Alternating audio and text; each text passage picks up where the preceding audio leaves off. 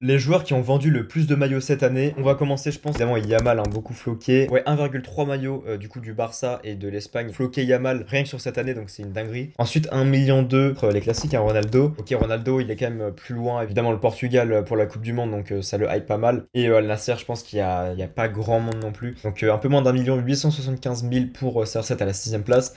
Messi aussi. Ok, Messi toujours deuxième, c'est une dinguerie. Messi deuxième alors qu'il est à l'Inter Miami. Ouais, 1,2 million de maillots vendus en 2026, donc c'est une pure dinguerie. Peut-être beaucoup de maillots de l'Argentine aussi pour la Coupe du Monde qui arrive. Mbappé, je pense qu'on va le mettre. Mbappé que quatrième, ok, au pied du podium, je pensais qu'on allait le retrouver au moins troisième. Il est à 1 million de maillots vendus quand même, hein.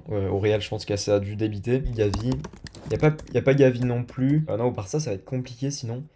Faut aller dans les superstars, genre Kane aussi au Bayern. Ouais, 740 000 pour Kane. Peut-être Cherki aussi, hein, qui a pas mal de buzz en ce moment, faut le dire.